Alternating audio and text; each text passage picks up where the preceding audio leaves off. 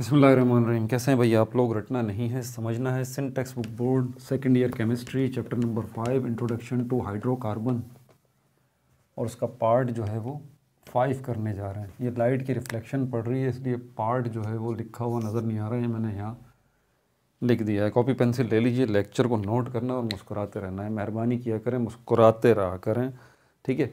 Tension आपकी जो है ना, ये दिमाग जो प्रेशर कुकर बना हुआ है ना, ये थोड़ा सा रिलैक्स हो जाता है। केमिस्ट्री बड़ी मज़े की चीज़ है, ठीक है ना।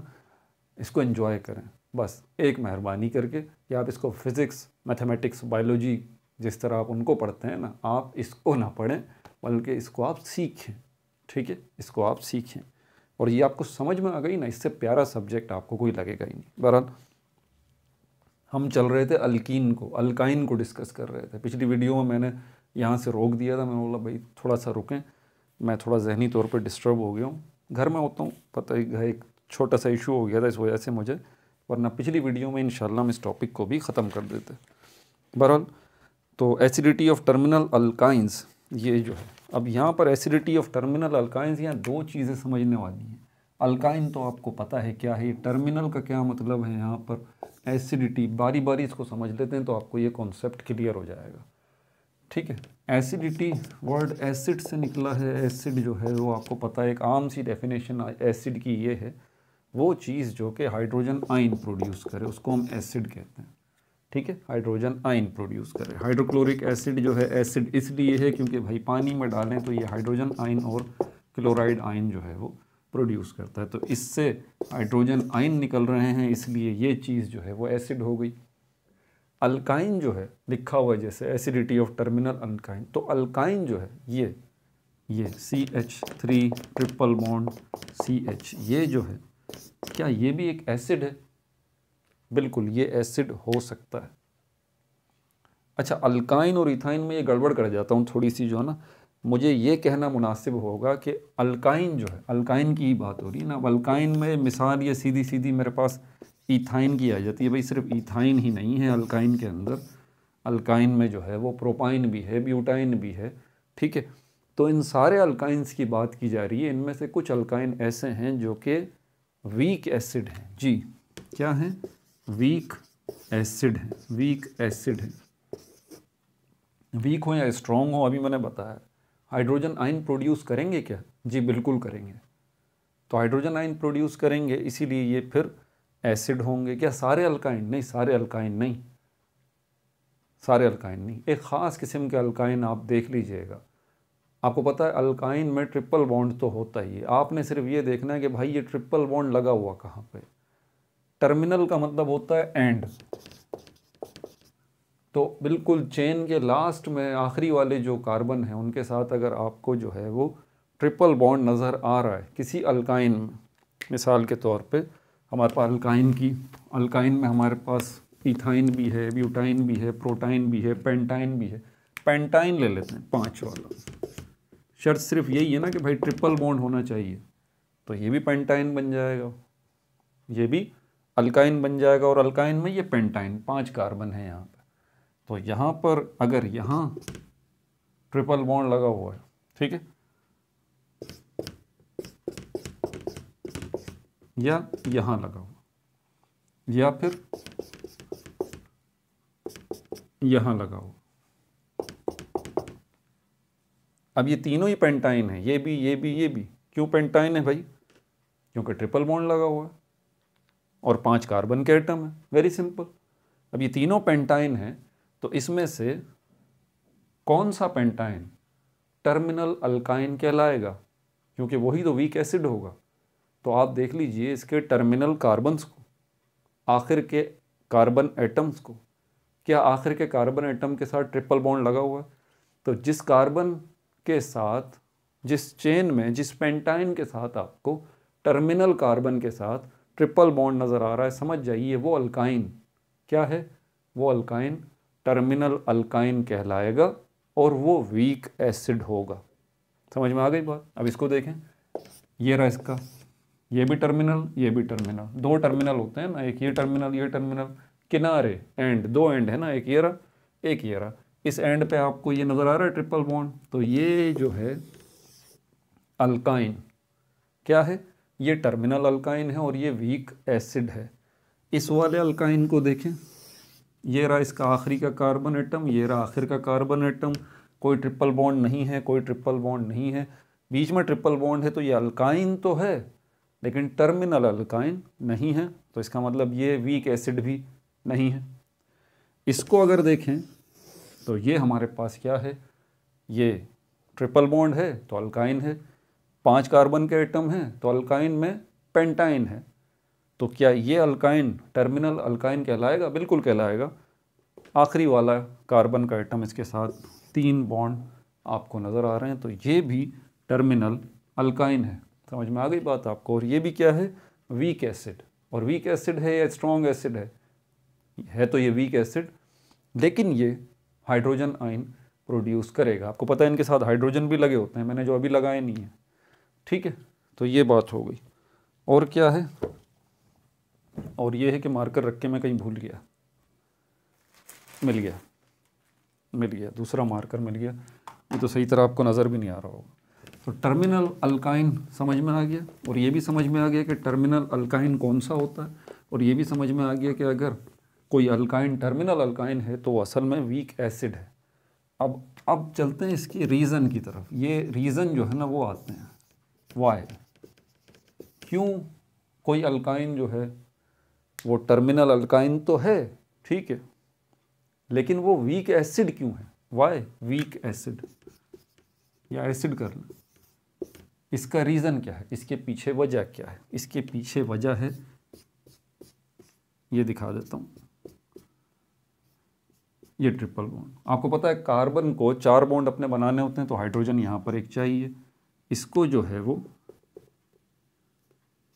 इसको तो नहीं चाहिए, ठीक है, इसको 2 हाइड्रोजन चाहिए, इसको 2 हाइड्रोजन चाहिए, इसको 3 हाइड्रोजन चाहिए। नोमेनक्लेचर देख लीजिए भाई आप, पिछले चैप्टर का पहला पार्ट नोमेनक्लेचर ऑफ अल्केन, ये सारी बुनियादी चीज़ें मैंने सिखाई हैं। आप मुझसे शिकायत नहीं कर सकते कि सर आपने बताया नहीं, हर वीडियो में तो नहीं बता सकता, ठीक है।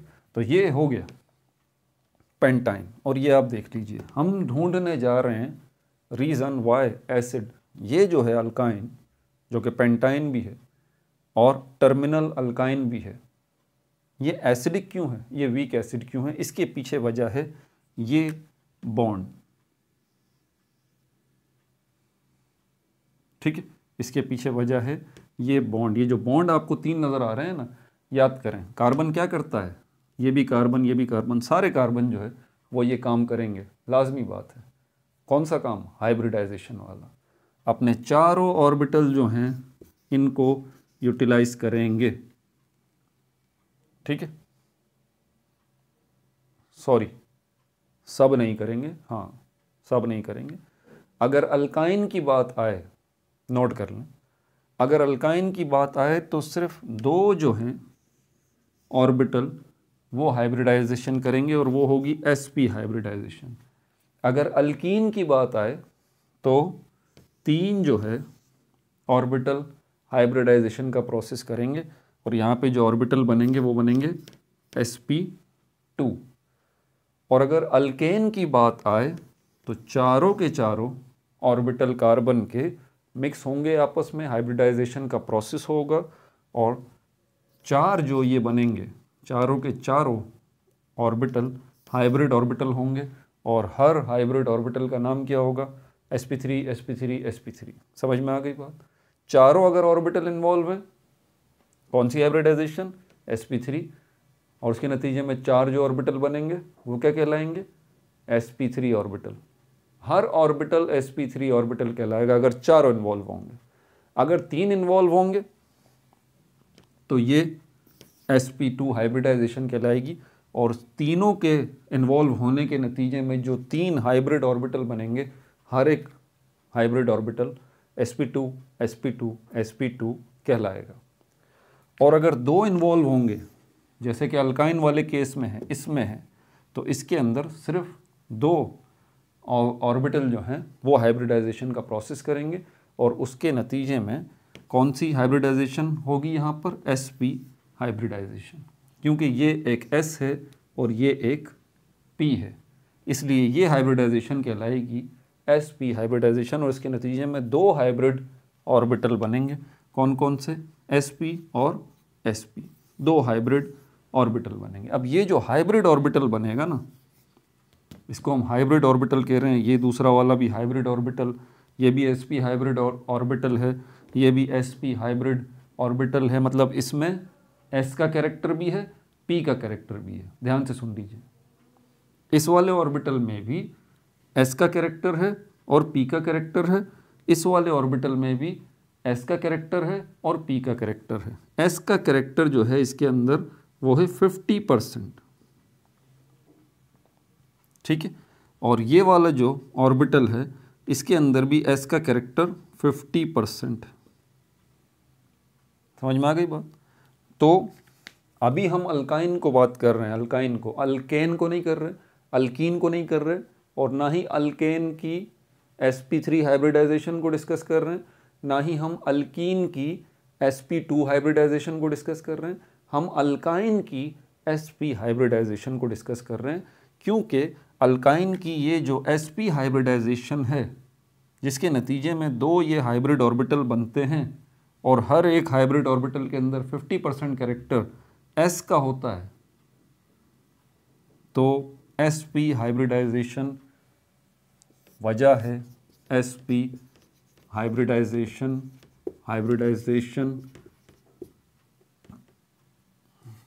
वजह है किसके अंदर? C के अंदर, कि यहाँ से जो है वो ये अल्काइन के अंदर कि ये जो है वो क्या किस चीज़ को जाहिर कर रहा है? ये एसिडिटी को जाहिर कर रहा है। ये वीक एसिड जो है वो बन रहा है। तो ये वीक एसिड बनने के पीछे वजह क्या है? इस चेन के अंदर मौजूद जो ट्रिपल बॉन्ड है, और ट्रिपल बॉन्ड के अंदर ये जो हाइब्रिड ऑर्बिटल है, ये sp हाइब्रिडाइजेशन है। ये वजह है इस चीज़ की कि ये टर्मिनल अल्काइन वीक एसिड है, ठीक है। तो ये भी आपको वजह भी मैंने बता दी। ये वजह पूछ ली जाती है, पूछ लिया जाता है भाई आपसे कि ये टर्मिनल अल्काइन जो है ये वीक एसिड क्यों है? तो इस क्यों का जवाब आप दे दीजिए भाई कि टर्मिनल अल्काइन वीक एसिड इस वजह से हैं क्योंकि वहाँ पर मौजूद जो कार्बन और कार्बन के दरमियान जो ट्रिपल बॉन्ड बना हुआ है उसके अंदर sp हाइब्रिडाइजेशन है। कौन सी?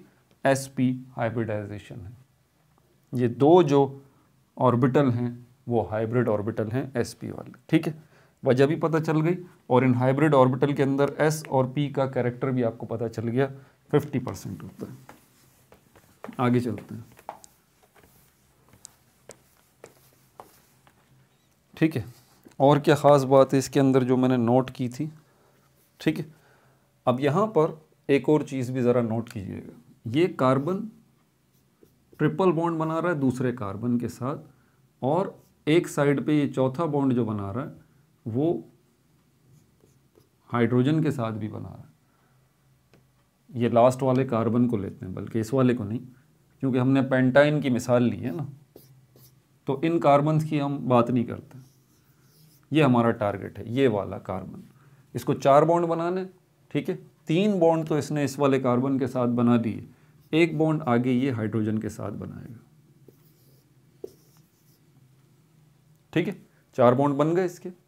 अब ये 4 बॉन्ड ज़रा ध्यान से सुन लीजिए, क्योंकि देखें यही हाइड्रोजन जो है ना आगे केमिकल रिएक्शन में हिस्सा लेगा।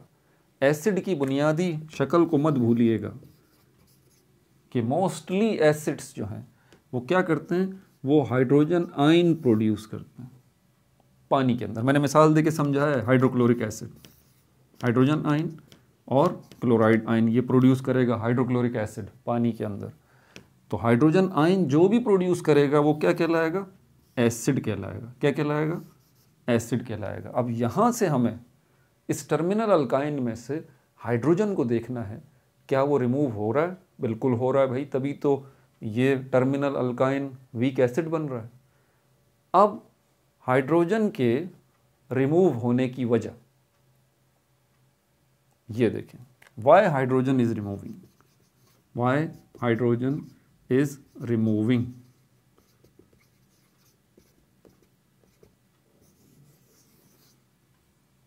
दो वजूहात मैंने बताई हैं, ध्यान से सुनिएगा। पहले जो मैंने वजह बताई है, आपसे सवाल किया जाता है कि भाई ये टर्मिनल अल्काइन एसिडिक क्यों है, आपने जवाब दे दिया कि भाई टर्मिनल अल्काइन इसलिए एसिडिक है क्योंकि यहाँ पर sp हाइब्रिडाइजेशन मौजूद है, यहाँ पर टर्मिनल कार्बन और टर्मिनल हाइड्रोजन के दरमियान, इसलिए ये जो टर्मिनल अल्काइन है ये क्या है, ये वीक एसिड है। ठीक है, ये तो वजह पता चल गई। फिर अगला सवाल आपसे पूछा जाता है कि भाई ये टर्मिनल अल्काइन के अंदर ये जो हाइड्रोजन निकल रहा है उसके पीछे वजह क्या है, वाई। अब इस वाई का ज़रा कॉन्सेप्ट आप समझ लीजिएगा। ठीक है, इस वाई का जवाब मैं आपको देने जा रहा हूँ, क्योंकि यही वो चीज़ें होती हैं जो कि आपके MD टेस्ट में पूछी जाती हैं, यही वो ट्रिकी क्वेश्चन होते हैं जिस पे MCQs बनते हैं। ठीक है, तो ये आपको समझना जो है वो ज़रूरी है। इसके अंदर सिचुएशन कुछ इस किस्म की है कि यहाँ पर पोल बन गए हैं, पोल बन गए हैं। पहले ये बात आपने याद रखनी है पोल से पहले कि ये जो कार्बन है ये 4 बॉन्ड जो बना रहा है, 4 बॉन्ड बनाने के लिए 4 ऑर्बिटल्स इन्वॉल्व होंगे। इसकी बात कर रहा हूँ, इस कार्बन की 4 ऑर्बिटल्स इन्वॉल्व होंगे और 4 में से 2 जो ऑर्बिटल होंगे वो हाइब्रिड होंगे और 2 जो ऑर्बिटल होंगे वो अनहाइब्रिड होंगे, अनहाइब्रिड होंगे। ये जो 2 ऑर्बिटल होंगे हाइब्रिड वो कौन कौन से होंगे, sp, दूसरा वाला भी sp। इसके अंदर जो अनहाइब्रिड ऑर्बिटल होंगे वो होगा एक 2py और दूसरा 2pz। ठीक है भाई, 4 ऑर्बिटल हैं इसके पास, 4 बॉन्ड इसने बनाए हुए हैं क्योंकि इसके पास 4 ऑर्बिटल हैं और 4 ऑर्बिटल में से 2 ऑर्बिटल जो हैं वो वहाँ हाइब्रिडाइजेशन हुई है, sp हाइब्रिडाइजेशन हुई है, इसलिए ये 2 ऑर्बिटल बने हैं, sp ऑर्बिटल और sp ऑर्बिटल। दूसरे जो 2 ऑर्बिटल हैं वहाँ हाइब्रिडाइजेशन नहीं हुई, यहाँ पर सिर्फ जो है वो ऑर्बिटल मौजूद हैं और इनका नाम क्या है, 2py और 2pz। अब ये हाइड्रोजन और कार्बन के दरमियान ये जो सिंगल बॉन्ड बना हुआ है, ये इसमें इस सिंगल बॉन्ड में कार्बन जो है वो अपना कौन सा ऑर्बिटल आगे लेके आया है बॉन्ड बनाने के लिए, इन चारों में से। तो कार्बन ने जो एक बॉन्ड इसके साथ हाइड्रोजन के साथ बनाया हुआ है वो ये है, एक sp हाइब्रिड ऑर्बिटल कार्बन अपना लेके आया है, एक sp हाइब्रिड ऑर्बिटल, और उसने इस हाइड्रोजन के साथ क्या किया है, बॉन्ड बनाया है। ठीक है, तो अब क्लियरली आपको पता चल गया कि ये जो है एक sp हाइब्रिड ऑर्बिटल कार्बन अपना लेके आया है इस हाइड्रोजन के साथ। क्लियर है?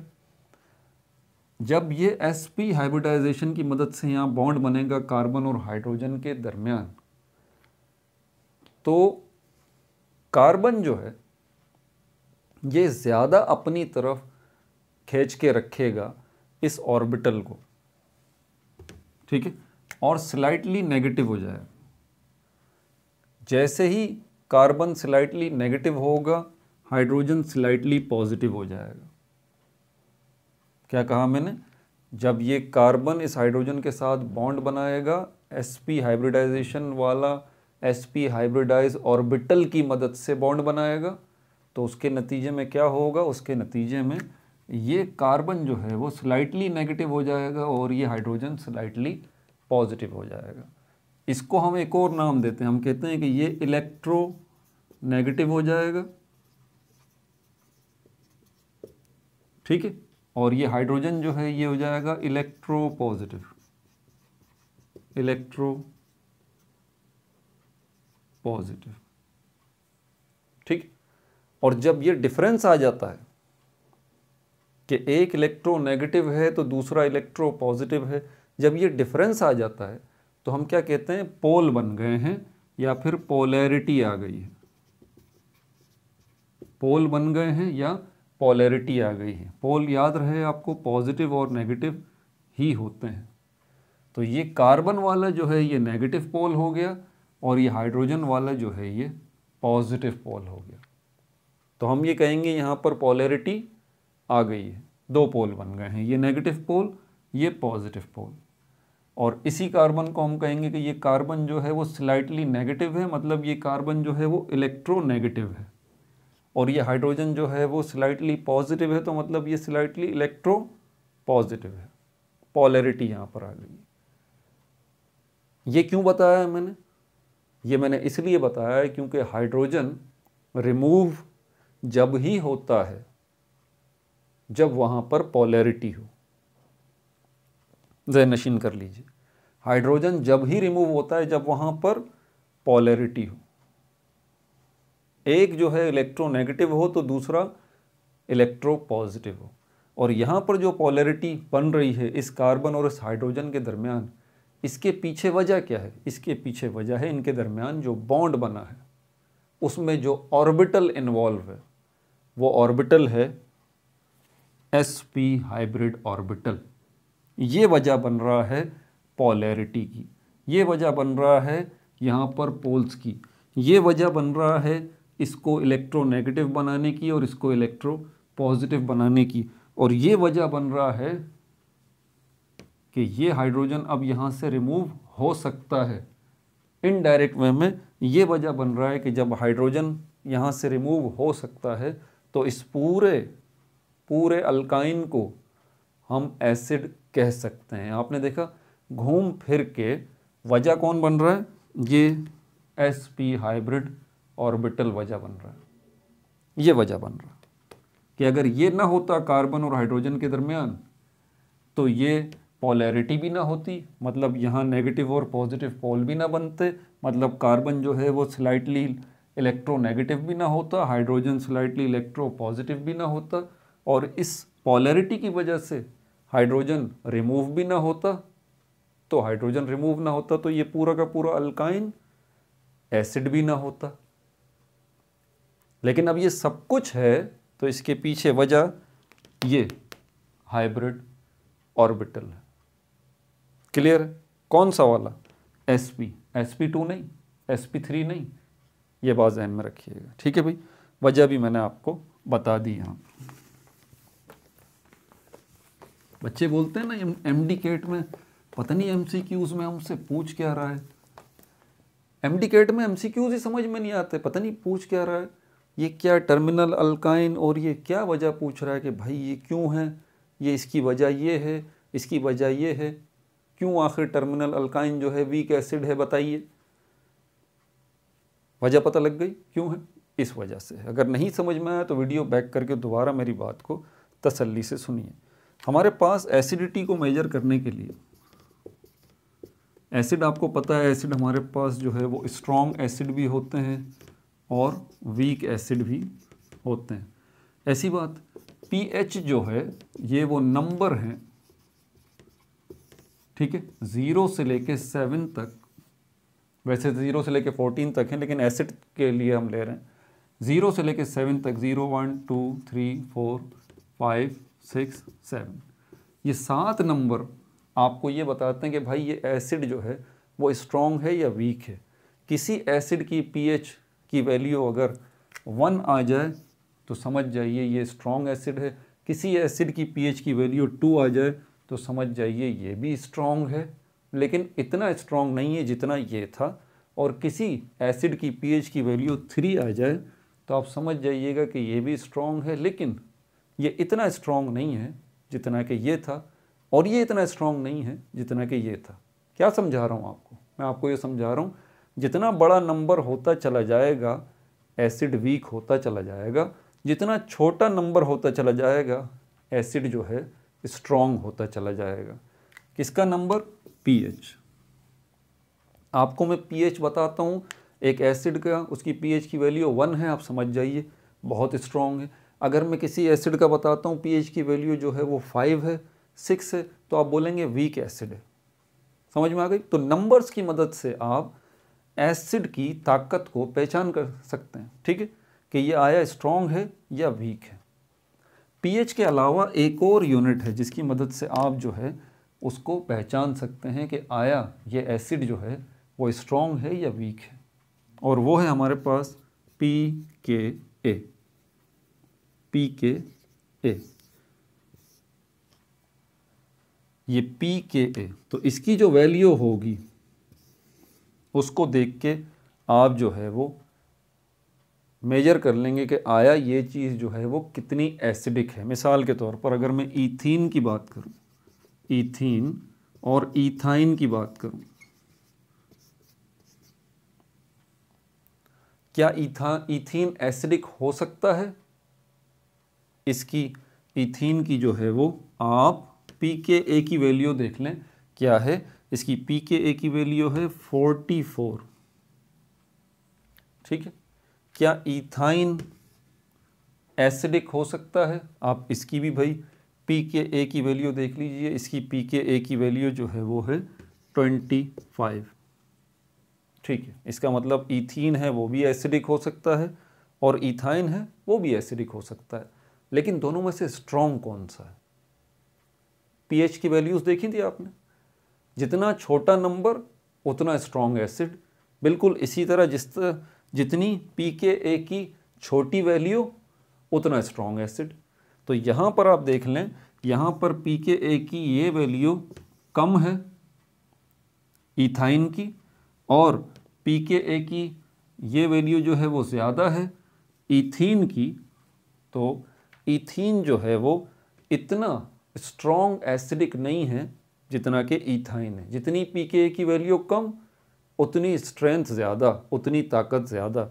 ईथाइन स्ट्रॉन्ग एसिड है ईथीन के मुकाबले में। समझ में आ गई बात? और अगर ईथेन को भी साथ में शामिल कर लें, ईथेन, इसकी pKa की वैल्यू 0 है। ईथेन की pKa की वैल्यू क्या है? 0 है। अब ये क्या होगा?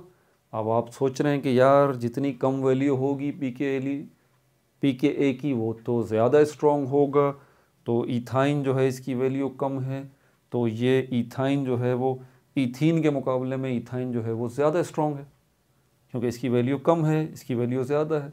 और 0 तो बहुत ही कम वैल्यू है भाई, 0 कोई वैल्यू ही नहीं है जी, 0 कोई वैल्यू नहीं है। वैल्यू की जब हम बात करते हैं ना, तो उसमें 0 के अलावा जितने नंबर हैं वो आते हैं। तो अगर हम ईथेन का कह रहे हैं कि इसकी pKa की वैल्यू 0 है, यही MCQs बनते हैं टेक्निकल, तो इसका मतलब ये हुआ कि ईथेन ना तो एसिडिक है ना बेसिक है। ये ईथेन क्या है? ये न्यूट्रल है, ये न्यूट्रल, ख़त्म हो गई इसकी कहानी। ये न्यूट्रल है, इसमें एसिडिटी सिरे से है ही नहीं। कम ज़्यादा की तो बाद में करेंगे, ठीक है। तो ये भी मैंने आपको वैल्यूज़ बता दी। अच्छा, अब आपसे पूछ लिया जाए कि भाई ईथेन के अंदर तो एसिडिटी सिरे से है ही नहीं, ये न्यूट्रल है। ईथीन में एसिडिटी जो है वो 44 pKa है, ईथाइन में pKa 25 है। तो इसके पीछे वजह क्या है? अब हर चीज़ के पीछे वजह आप बता दें भाई कि ईथाइन के अंदर असल में sp हाइब्रिडाइजेशन है, जिसकी वजह से इसकी pKa की वैल्यू जो है वो कम है, और जिसकी वजह से ईथाइन ज़्यादा स्ट्रॉन्ग एसिड है, ठीक है।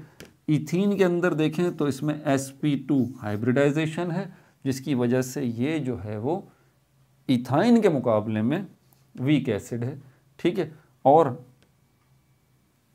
ईथेन की बात करें तो इसमें sp3 हाइब्रिडाइजेशन है। ये sp3 हाइब्रिडाइजेशन वजह है ईथेन के न्यूट्रल होने की।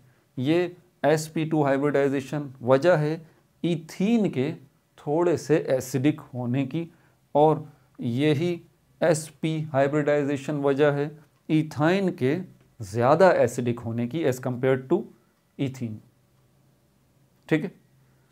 ये डर के ये सारी चीज़ें बतानी पड़ती हैं भाई, लेकिन बतानी तो है ना। मैं नहीं बताऊंगा तो फिर कोई और बता देगा, कोई बात नहीं, लेकिन आपको मैं तो अपना फ़र्ज़ अदा कर दूं ना। आगे चलते हैं।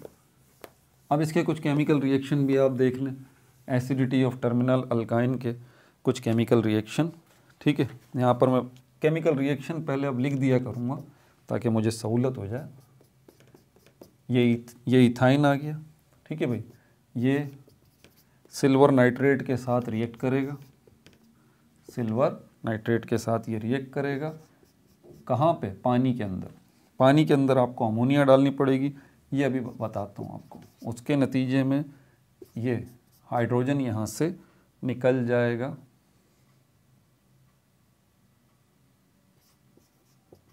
और उसकी जगह पर ये सिल्वर के एटम जो है वो आ जाएंगे और वाटर बनेगा H2O।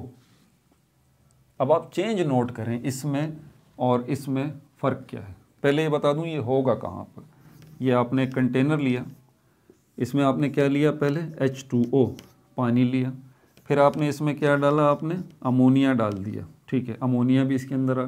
फिर आपने इसमें क्या डाला? सिल्वर नाइट्रेट डाल दिया, ठीक है, सिल्वर नाइट्रेट भी आ गया। फिर आपने इसमें क्या?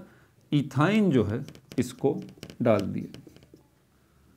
अब ये बेसिकली ये तीनों चीज़ें जो है वो पानी के अंदर डाली जा रही हैं, ये तीनों की तीनों चीज़ें, इथाइन भी, सिल्वर नाइट्रेट भी और अमोनिया भी, ये आपने इसमें डाल दिया। अब केमिकल रिएक्शन जो है यहाँ पे शुरू होगा। क्या होगा? हाइड्रोजन ये निकल गया। क्यों निकल गया हाइड्रोजन? क्योंकि ये एसिडिक है। क्यों एसिडिक है? क्योंकि भाई ये जो अल्काइन है वो कौन सा है? ये टर्मिनल अल्काइन है। ये कौन सा है?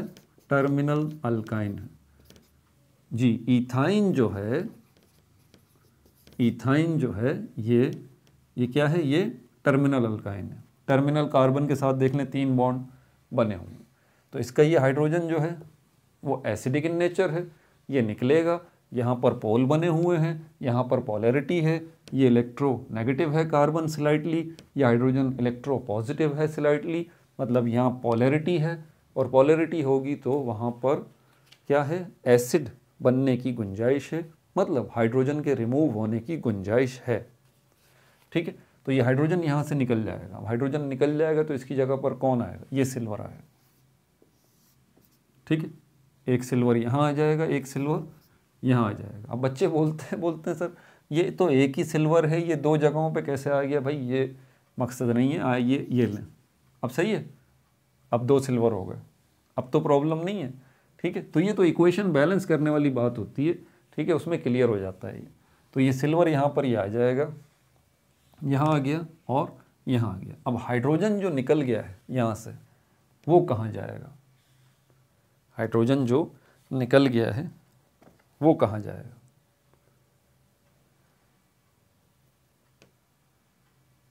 किसी के साथ तो जाएगा ना भाई। यहाँ से भी हाइड्रोजन निकला है, यहाँ से भी हाइड्रोजन निकला है, तो ये कहाँ जाएगा?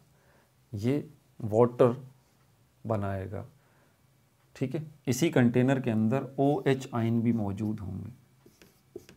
तो ये जब हाइड्रोजन यहाँ से निकलेगा, यहाँ से निकलेगा, ये इसके साथ OH के साथ मिलेगा और उसके नतीजे में वाटर के मॉलिक्यूल्स जो हैं वो बनेंगे। ये मैं आपको बता दूं कि ये जो है इसको हम कहते हैं सिल्वर एसीटाइलाइड, सिल्वर एसीटाइलाइड।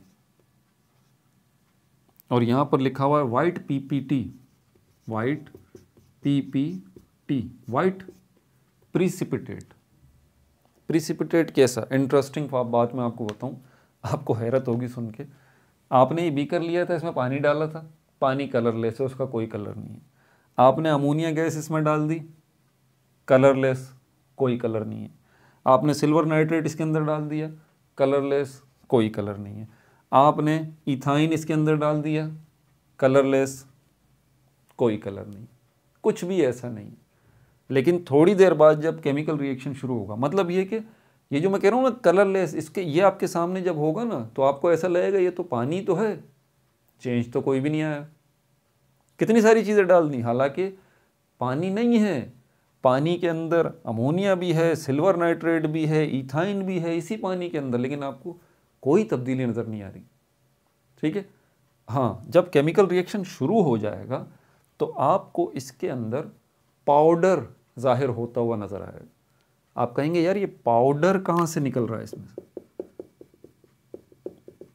जैसे पानी के अंदर आप चौक का बुरादा करके, चौक को पाउडर करके आप पानी में डाल दें, ठीक है। तो इसी तरह यहाँ से आज के अंदर, इस पानी के अंदर ही आपको पाउडर बनता हुआ नज़र आएगा। आप बोलेंगे ये पाउडर क्या बन रहा है? ये जो पाउडर बन रहा है ना इस लिक्विड के अंदर ही, इसी पाउडर की तरह की चीज़ों को हम कहते हैं प्रिसिपिटेट। इसी लिक्विड के अंदर ये पाउडर की तरह की चीज़ जो बन रही है, इसी को हम कहते हैं प्रिसिपिटेट। और इसका कलर कौन सा होगा पाउडर का? वाइट कलर होगा। और ये पाउडर जो है असल में जो निकल रहा है, वाइट प्रिसिपिटेट जिसको हम कह रहे हैं, ये क्या है? ये असल में सिल्वर एसीटाइलाइड है। सिल्वर एसीटाइलाइड है। ठीक है भाई। अब एक और हम रिएक्शन इसमें देख लेते हैं।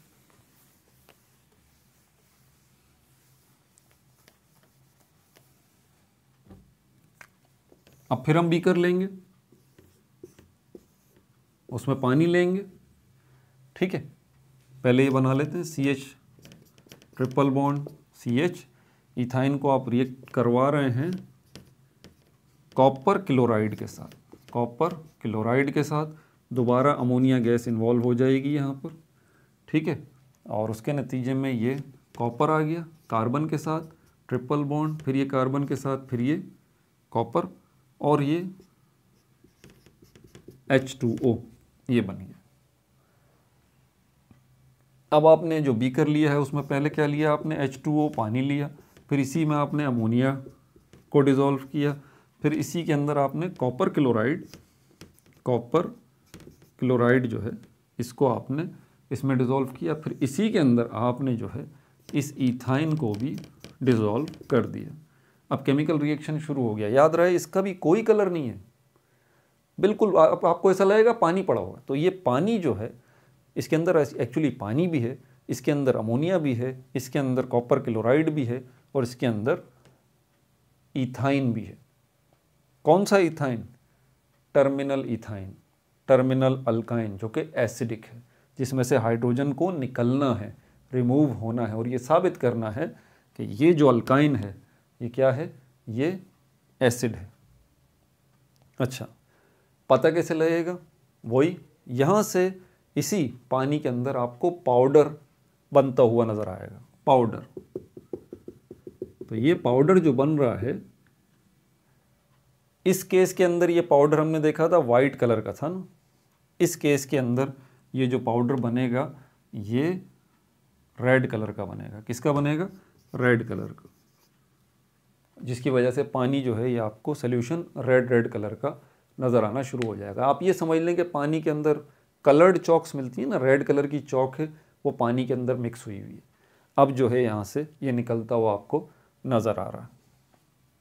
ठीक है भाई, तो ये क्या है जो पानी के अंदर हमने ये पाउडर रेड कलर का निकलता हुआ देखा है? पहले क्या था? वाइट कलर का जो पाउडर निकल रहा था प्रिसिपिटेट था। ये भी प्रिसिपिटेट है। प्रिसिपिटेट कहते ही उस चीज़ को हैं जो किसी लिक्विड के अंदर कोई सॉलिड पाउडर की शक्ल में पैदा होना शुरू हो जाए, उसको प्रिसिपिटेट कहते हैं। तो ये रेड कलर का पाउडर जो यहाँ पर बन रहा है, जो प्रिसिपिटेट रेड कलर का बन रहा है, ये बेसिकली है क्या? ये है जी, और इसका नाम है एक, इसको हम कहते हैं copper acetylide. Copper acetylide, copper एसीटाइलाइड।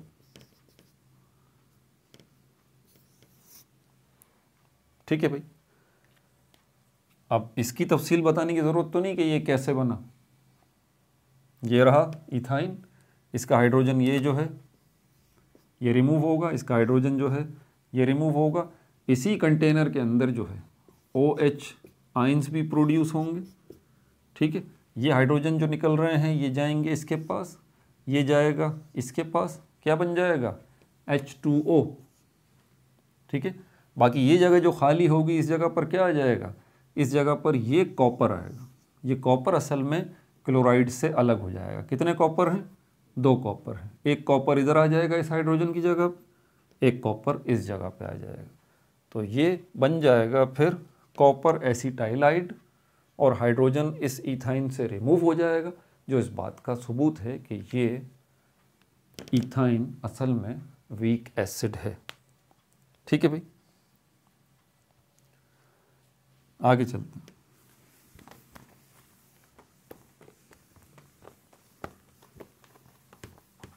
अब आप बोल रहे होंगे सर इसके अंदर इतनी डिटेल है, इसके अंदर इतनी डिटेल है, पता नहीं आगे क्या होगा हमारा। कुछ भी नहीं होगा, आप परेशान नहीं हो भाई, मेहनत करें बस, मेहनत से हल। मेरी भी तो कमर में दर्द हो रहा है ना, देखें मैं कितना जो है वो कमर में दर्द हो रहा है, कमर अकड़ जाती है यहाँ खड़े खड़े बोलते बोलते। लेकिन आपके लिए बोलते हैं ना, आपके लिए बोलते हैं, तो आप भी मेहनत करें भाई, मेहनत से, मेहनत में ही अजमत है। ठीक है, अब ज़रा इनके रिएक्शंस की तरफ चलते हैं। रिएक्शंस अल्काइन के रिएक्शंस।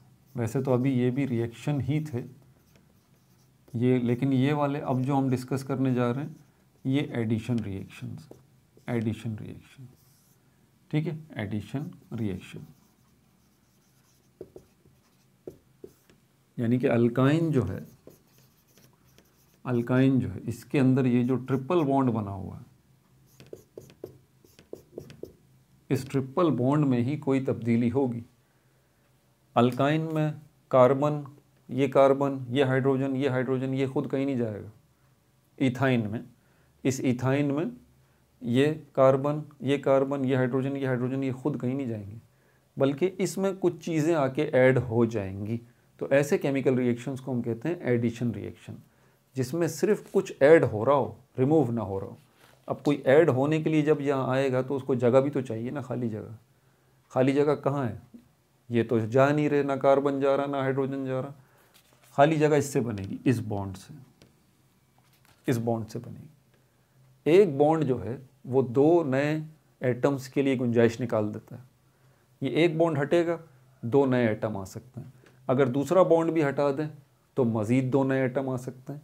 अगर तीसरा बॉन्ड भी हटा दें तो मज़ीद दो नए एटम आ सकते हैं। इस तरह से गुंजाइश बनेगी कि ये भी कहीं नहीं जाएंगे, दोनों कार्बन और दोनों हाइड्रोजन अपनी जगह पे मौजूद रहेंगे, और कुछ नए एटम इसके साथ शामिल होकर कुछ नई चीज़ें बनाएंगे। ठीक है, तो पहला जो हमारे पास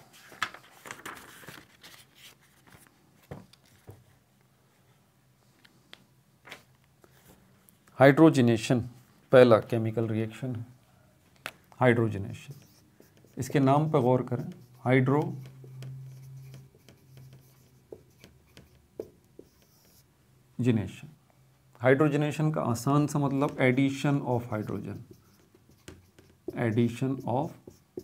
हाइड्रोजन इसमें ऐड होगा।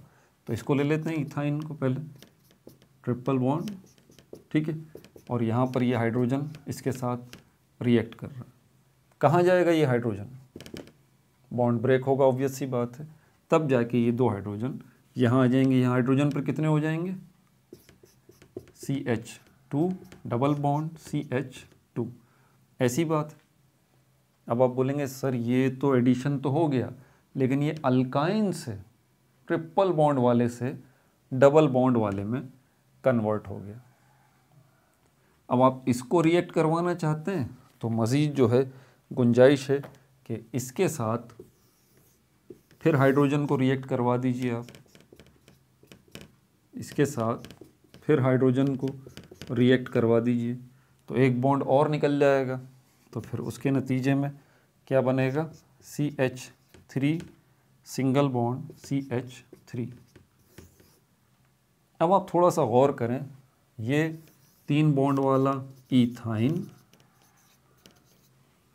ये 2 बॉन्ड वाला इथीन, और ये सिंगल बॉन्ड वाला इथेन। देख रहे हैं, इथेन, इथीन और इथाइन। ठीक है भाई, अगला केमिकल रिएक्शन देखें।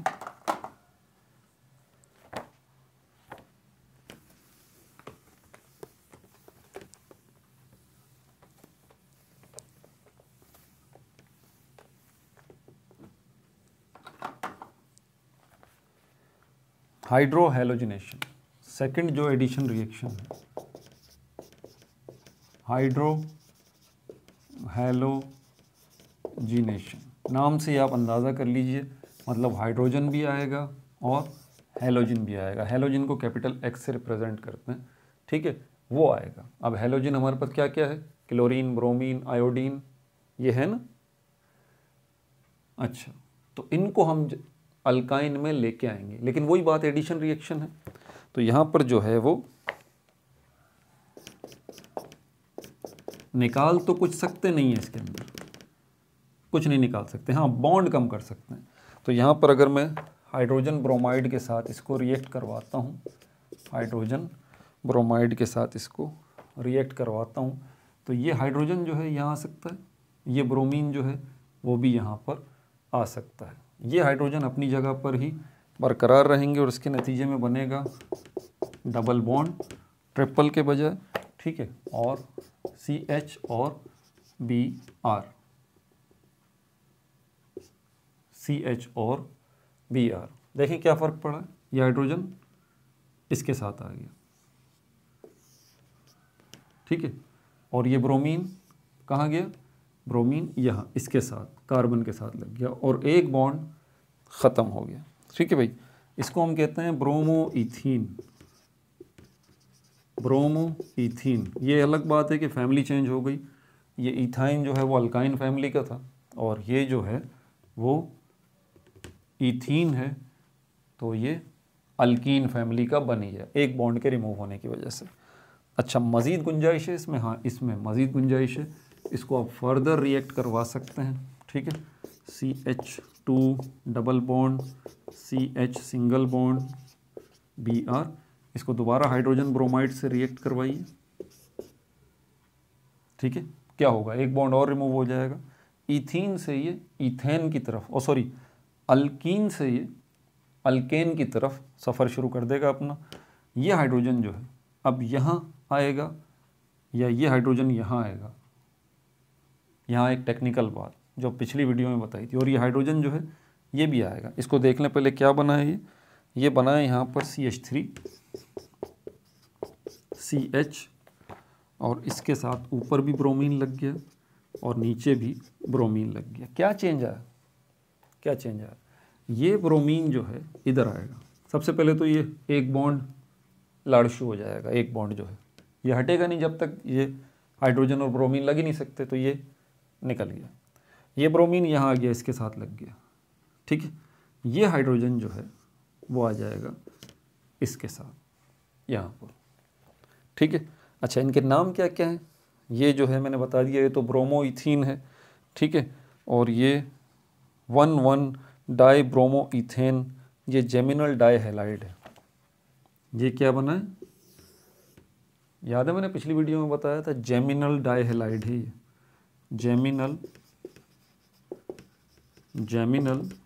डाई हैलाइड, क्योंकि एक ही कार्बन के साथ 2 हैलोजन एटम लगे हुए हैं, इसलिए ये जेमिनल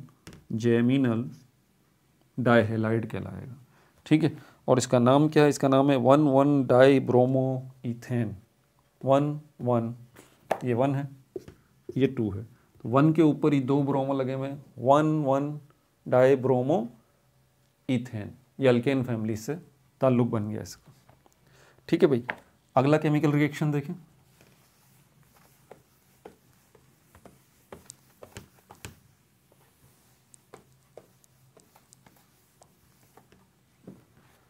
हाइड्रेशन, तीसरा addition reaction, hydration word hydra से निकला है, मतलब ये कि वाटर, क्या वाटर के साथ रिएक्शन होगा, बिल्कुल होगा। यहाँ पर हमारे पास जो है फिर 2 मिसालें यहाँ पर हमने ली हैं इसके अंदर, एक इथाइन को भी लिया है और दूसरी मिसाल में प्रोपाइन को भी लिया। तो पहले इथाइन को देख लेते हैं, ये रिएक्ट करेगा किसके साथ, वाटर के साथ, H2O, ठीक है। कुछ और लवाजमात भी चाहिए आपको, मतलब आपको टेम्परेचर यहाँ पे देना पड़ेगा 100 डिग्री सेंटीग्रेड, और जो है H2SO4 सल्फ्यूरिक एसिड जो है वो भी आपको डालना पड़ेगा, या फिर मर्क्यूरस सल्फेट जो है इसको आपको इस्तेमाल करना पड़ेगा, कॉमा मर्क्यूरस सल्फेट HgSO4, ये मर्क्यूरस सल्फेट, ठीक है। उसके नतीजे में यहाँ पर हमारे पास विनाइल अल्कोहल बनेगा, CH2, कैसे बनेगा टेंशन लेने की ज़रूरत नहीं, अभी मैं बताता हूँ आपको, पहले इसको लिख लूँ, और ये OH, इसमें रीअरेंजमेंट होगी और फाइनली ये जो है ये बन जाएगा एक अल्डिहाइड जिसका नाम होगा एसिड अल्डिहाइड।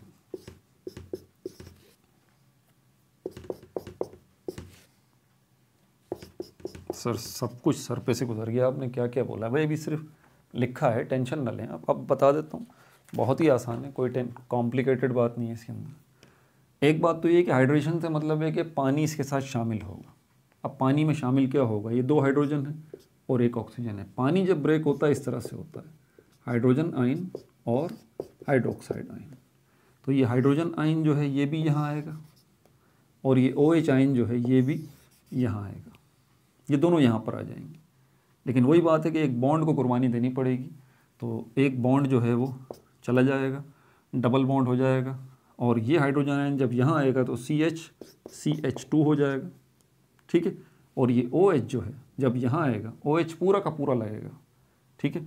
तो OH इसके ऊपर, इस कार्बन के ऊपर इस तरह से लग जाएगा, ठीक है, हो गया। ये देखें, ये रहा।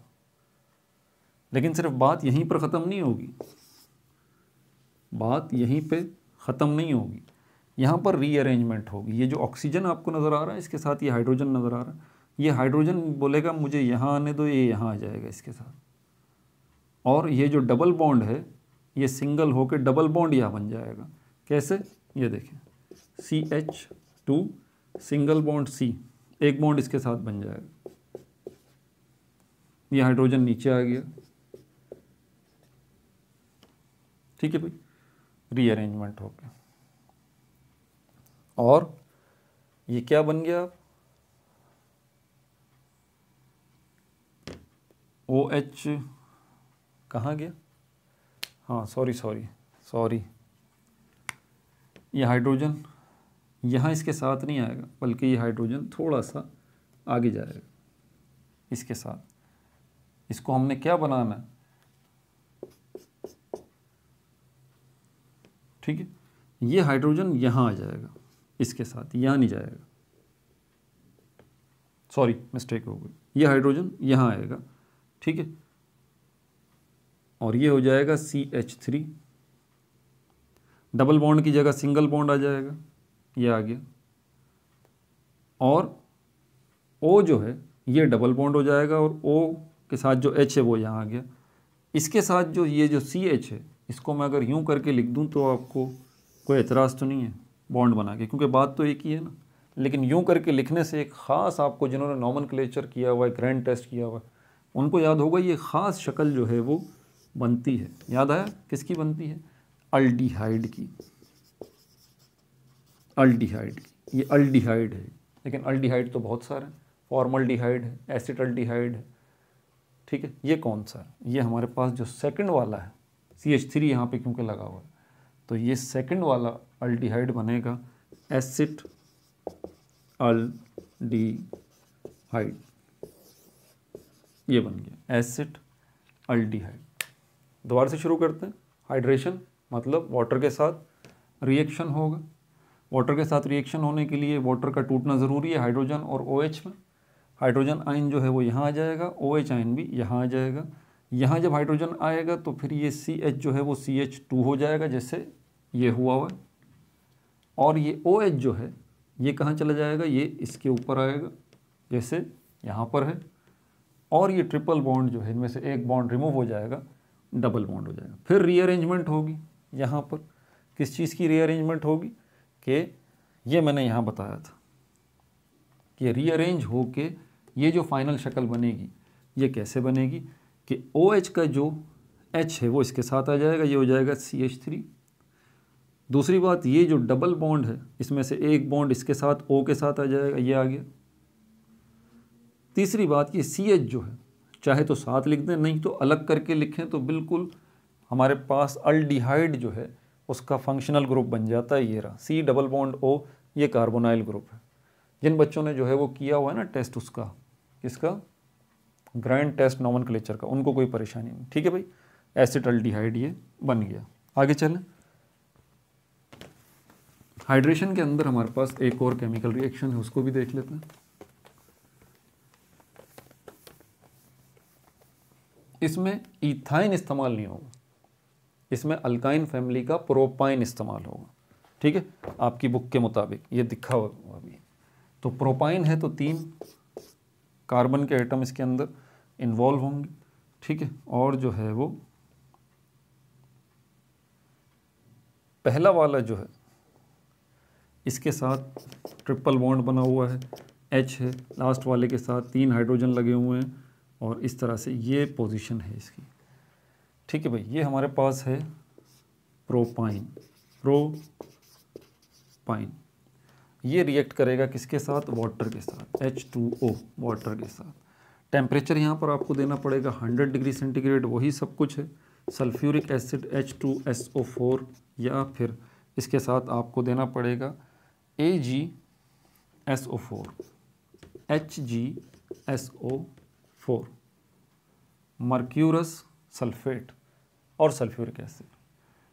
दोबारा वही सब कुछ होगा, हाइड्रोजन से हाइड्रोजन अलग, OH अलग, हाइड्रोजन जो है यहाँ आएगा, ठीक है, OH जो है वो यहाँ आ जाएगा। अब इसको मैं पूरा ज़रा बना दूँ यहाँ पर, तो ये बनेगा CH3 double bond C single bond CH3 और यहाँ पर OH, ठीक है। इसकी रीअरेंजमेंट होगी फिर, लेकिन पहले इसको तो समझ लें इसमें हुआ क्या क्या है। इसकी शक्ल को देखें और इसकी शक्ल को देखें, क्या तब्दीलियाँ हुई हैं। ये CH3 है, ये CH3 है, नो चेंज। ये C है, ये C है, नो चेंज। यहाँ 3 बॉन्ड हैं, यहाँ 2 बॉन्ड हैं, चेंज आ गया। यहाँ पर CH है, यहाँ CH3 है, मतलब 2 हाइड्रोजन यहाँ पर आ गए हैं, 2 हाइड्रोजन जो है वो यहाँ पर आ गए हैं। CH से CH3 जो है ये, सॉरी CH3 नहीं, CH2, तो यहाँ पर 1 हाइड्रोजन है। ये इजाफी हाइड्रोजन कहाँ से आया भाई, ये हाइड्रोजन यहाँ पर जाएगा, तो ये क्या बन जाएगा, CH2, ठीक है। ये OH जो है ये कहाँ पर जाएगा, बीच वाला जो है इसके ऊपर आके लग जाएगा, जैसे ये लगा हुआ है OH ग्रुप, और ट्रिपल बॉन्ड में से ये क्या हो जाएगा, डबल बॉन्ड हो जाएगा। इसी की रीअरेंजमेंट होगी। अब यहाँ पर क्या रीअरेंजमेंट होगी इसकी, यहाँ पर इसकी रीअरेंजमेंट ये होगी कि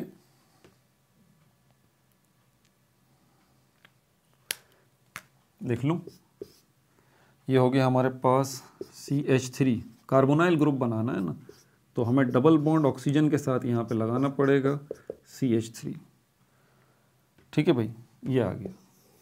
अगर आप इसको थोड़ा सा गौर करें तो बीच में कार्बोनाइल ग्रुप है और यहाँ पर अल्काइल ग्रुप है और यहाँ पर भी अल्काइल ग्रुप है, तो ये हमारे पास क्या बन गया, इसकी शक्ल कुछ याद आ रही है, कीटोन जैसी। ये बीच में कार्बोनाइल ग्रुप है, ये ऐसे ही कीटोन, बीच में कार्बोनाइल ग्रुप कीटोन में, और एक साइड पर अल्काइल ग्रुप, दूसरी साइड पर भी अल्काइल ग्रुप। अब ये बात उन बच्चों को समझ में आ रही होगी जिन्होंने पिछला चैप्टर जम के किया हुआ, प्रैक्टिस की हुई है, क्लियरली पहचान लेंगे कि यार ये तो हमारे पास जो है वो कीटोन बन चुका है। तो प्रोपाइन के केस में हमें कीटोन मिला और इथाइन के केस में हमें अल्डिहाइड मिला। ये बात याद रखिएगा, जब जो है वाटर के साथ रिएक्ट कर रहा है हमारे पास इथाइन, ठीक है भाई। आगे देखें,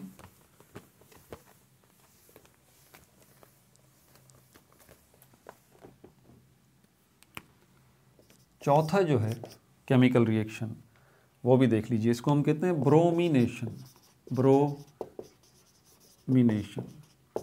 इसका आसान सा मतलब है एडिशन ऑफ ब्रोमीन। ब्रोमीन जो है वो ऐड हो जाएगा, किसके साथ ऐड हो जाएगा, यहाँ पर फिर दोबारा इथाइन आ गया, ठीक है। और यहाँ पर आपको ब्रोमीन जो है उसको लाना पड़ेगा Br2, केमिकल रिएक्शन पूरा बना लो, CCl4, कार्बन टेट्राक्लोराइड एक कंटेनर में लेना पड़ेगा, और उसके बाद CH और जो है वो डबल बॉन्ड, फिर CH, यहाँ पर Br और यहाँ पर Br, ठीक है। ये कंटेनर लिया आपने, बीकर, इसमें जो लिया है आपने कार्बन टेट्राक्लोराइड डाला है, पानी नहीं डाला, कार्बन टेट्राक्लोराइड ये, फिर इसके अंदर आपने ब्रोमीन को भी डाल दिया, फिर इसके अंदर आपने इथाइन को भी डाल दिया, अब केमिकल रिएक्शन शुरू होगा। ठीक है, ये ब्रोमीन के जो दो एटम हैं ये दोनों के दोनों यहाँ से निकलेंगे और यहाँ आ जाएंगे। अब जब दो एटम यहाँ पर आएंगे, ऑब्वियस सी बात है एक बॉन्ड को तो जाना ही जाना पड़ेगा, इसीलिए एक ब्रोमीन इसके साथ आ जाएगा और एक ब्रोमीन इस कार्बन के साथ आ जाएगा, एक बॉन्ड चला जाएगा। ऐसे ही ये देखें, ये हुआ, डबल बॉन्ड हो गया और एक ब्रोमीन यहाँ आ गया, एक ब्रोमीन यहाँ पर आ गया। इसका नाम जो है आपकी बुक में भी लिखा है, ये इथाइन से अल्काइन फैमिली से अब ये अल्कीन फैमिली का मेंबर बन गया, डबल बॉन्ड आ गया। और ये इसका नाम है 1,2-डाइब्रोमोइथीन, 1,2-डाइब्रोमोइथीन, 1,2 पहले और दूसरे पे ब्रोमीन लगा हुआ है, 1,2-डाइब्रोमोइथीन, IUPAC ने। ठीक है, आगे फिर इसमें मज़ीद रीअरेंजमेंट होगी, ज़रा मैं इसमें बता दूं क्योंकि अभी मज़ीद गुंजाइश है ना। आप देख रहे हैं, मैंने कहा ना कि अभी तो दो बॉन्ड बने हैं ना, तो ये दो बॉन्ड से फिर मज़ीद अभी बॉन्ड जा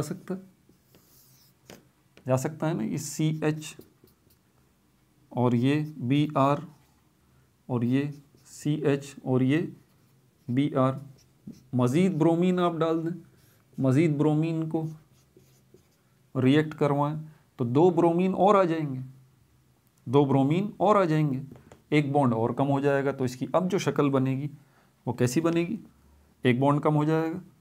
ठीक है, और यहाँ पर भी ब्रोमीन आ जाएगा, यहाँ पर भी ब्रोमीन आ जाएगा, ये बनेगा CH ब्रोमीन, ब्रोमीन और उसके साथ CH, फिर ये ब्रोमीन, फिर ये ब्रोमीन।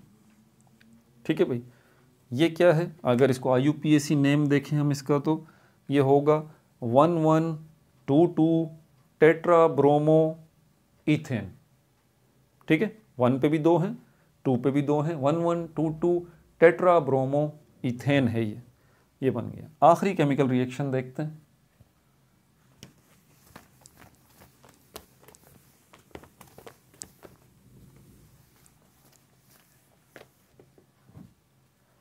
आखिरी केमिकल रिएक्शन जो है वो है ओज़ोनोलाइसिस। इसके नाम पे गौर करें, एग्जैक्टली ओजोन गैस का यहाँ पे किरदार है। ओजोन गैस जो है वो रिएक्ट करेगी इथाइन के साथ।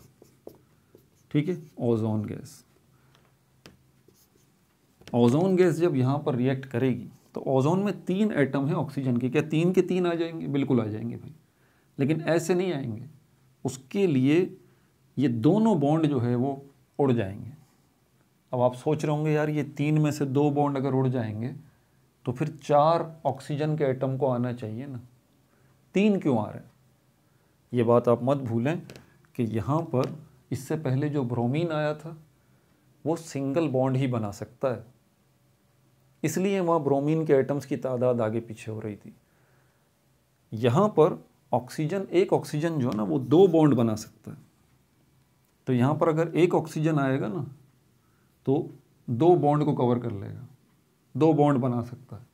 मतलब 2 जगह इस एक बॉन्ड को, क्योंकि ये बीच में जो एक बॉन्ड आपको नज़र आ रहा है असल में ये भी कार्बन और कार्बन के दरमियान 2 कार्बन के एटम्स को जोड़ रहा है ना। ठीक है, नई बात समझ आई? अभी समझाता हूँ, पहले इसका स्ट्रक्चर बना लूँ। ये देखें, ये है CH और उसके बाद ये CH और यहाँ पे ये आ गया ऑक्सीजन, यहाँ और यहाँ पे ये आ गया ऑक्सीजन, ऑक्सीजन, ऑक्सीजन, ये और ये कहलाएगा, क्योंकि ये ओजोनोलाइसिस है जिसमें ओजोन का मॉलिक्यूल लाइस हो रहा है, ब्रेक हो रहा है। ठीक है, और वो फिर वो रिएक्ट कर रहा है इस इथाइन के साथ, तो ये जो कहलाएगा इसको ओजोनाइड कहेंगे, ओजोनाइड जो है वो कहेंगे, ओजोनाइड। ये जो चीज़ बनी है वो ओजोनाइड कहलाएगी। अब ये कैसे मुमकिन हुआ है? ये देखें, कार्बन को ऑक्सीजन को 2 बॉन्ड बनाने, इस ऑक्सीजन ने एक बॉन्ड इस कार्बन के साथ बनाया, एक इस ऑक्सीजन के साथ बनाया, इसको भी 2 बॉन्ड बनाने, इस ऑक्सीजन को इसने एक बॉन्ड इस ऑक्सीजन के साथ बनाया, एक बॉन्ड इस कार्बन के साथ बनाया, इस ऑक्सीजन को भी 2 बॉन्ड बनाने हैं, एक बॉन्ड इसने इस कार्बन के साथ बनाया, एक बॉन्ड इस कार्बन के साथ बनाया। इस कार्बन को 4 बॉन्ड बनाने हैं, एक बॉन्ड इस कार्बन ने इस कार्बन के साथ बनाया, एक इस ऑक्सीजन के साथ बनाया, एक इस ऑक्सीजन के साथ बनाया, एक इस हाइड्रोजन के साथ बनाया। इसी तरह इस कार्बन ने भी 4 बॉन्ड बनाए, 1 2 3, चौथा इसके साथ। अब क्या होगा, इसमें मज़ीद जो है मामला होगा। किस चीज़ का मामला होगा कि ये जो है, अब यहाँ बना दूँ, ये रिएक्ट करेगा हाइड्रोजन परऑक्साइड के साथ। ये हाइड्रोजन परऑक्साइड जो है, इसमें से एक ऑक्सीजन जो है वो निकल जाएगा, क्योंकि ये जो कुछ भी आप कर रहे हैं ना, ये हाइड्रोजन परऑक्साइड एक लिक्विड है, तो उस हाइड्रोजन परऑक्साइड के अंदर आपने इस इथाइन को और इस ओजोन गैस को डाला था, ठीक है। तो हाइड्रोजन परऑक्साइड में, और हाइड्रोजन परऑक्साइड के अंदर क्या हो रहा है, ये रहा हाइड्रोजन परऑक्साइड, इसमें 2 ऑक्सीजन है, यहाँ से एक ऑक्सीजन निकल जाएगा, ठीक है, क्योंकि इस ऑक्सीजन की इसके साथ ज़रूरत नहीं है। वक्ती तौर पर तो ये ऑक्सीजन इसके साथ शामिल हो जाता है, लेकिन अनस्टेबिलिटी रहती है। स्टेबल हालत जो है इसकी ये है, इसकी गुंजाइश नहीं है दूसरे ऑक्सीजन की, लेकिन वक्ती तौर पर ये आ जाता है, और ये हाइड्रोजन परऑक्साइड भी वक्ती तौर पर बन जाता है। दोबारा ये रिएक्शन रिवर्स होकर ये ऑक्सीजन और ये वाटर अलग अलग हो जाता है, ठीक है। तो ये मैंने इसलिए बताया है कि जिस जगह पर ये सारा प्रोसेस हो रहा है, जिस जगह पर ये ओजोनाइड बन रहा है, जिस कंटेनर के अंदर, उसके अंदर हाइड्रोजन परऑक्साइड मौजूद है। हाइड्रोजन परऑक्साइड के अंदर ही ये बेसिकली काम हो रहा है, और वहीं पर ये हाइड्रोजन परऑक्साइड वाटर और फ्री ऑक्सीजन में कन्वर्ट हो रहा है। ये फ्री ऑक्सीजन निकलना ज़रूरी है, क्यों? क्योंकि अब यहाँ पर थोड़ी तब्दीली होगी। क्या तब्दीली होगी, ये मैं आपको बताता हूँ। ये CH और जो है डबल बॉन्ड ऑक्सीजन के साथ, सिंगल बॉन्ड कार्बन और हाइड्रोजन के साथ, ठीक है, और डबल बॉन्ड ऑक्सीजन के साथ। ये कार्बन डबल बॉन्ड इसके साथ बनाएगा। अब यहाँ पर बाकी तो सारा मामला सही है, 3 ऑक्सीजन जो थे वो 2 ऑक्सीजन रह गए। अब इसमें से जो एक ऑक्सीजन निकलेगा वो कहाँ जाएगा, उसी कंटेनर में जाएगा, और उसी कंटेनर के अंदर हाइड्रोजन परऑक्साइड जो है वो कन्वर्ट हो चुका वाटर और फ्री ऑक्सीजन में। तो एक ऑक्सीजन यहाँ से निकला, एक ऑक्सीजन हाइड्रोजन परऑक्साइड से निकला, ये 2 ऑक्सीजन मिलेंगे तो उसके नतीजे में क्या बनेगा, ऑक्सीजन गैस बनेगी, और वाटर तो यहाँ बन ही चुका है। ये केमिकल रिएक्शन, केमिकल इक्वेशन पूरी यहाँ लिखी भी नहीं है, इसको लिखना चाहिए था यहाँ पे। बहरहाल ये जो चीज़ अब बनेगी, इसका नाम क्या होगा, इसका नाम है ग्लाय ऑक्सल। नोट्स में डालूंगा, ये क्या है, ग्लाय ऑक्सल। ये भी एडिशन रिएक्शन है, ठीक है भाई। तो ये भी तमाम हुआ। मैं समझ सकता हूँ आप लोगों की जहनी कैफियत क्या है, लेकिन मजबूरी है भाई। देखें, ये तो करना ही पड़ेगा। डॉक्टर बनना इतना आसान तो नहीं है, केमिस्ट्री भी आसान नहीं है ना। अपना बहुत ज़्यादा ख्याल रखिएगा, मुस्कुराते रहा करें, टेंशन न लिया करें, ठीक है। टेंशन दिमाग में भर लेंगे तो फिर पढ़ेंगे कैसे। अपना बहुत ज़्यादा ख्याल रखिएगा। No like no subscribe, only share.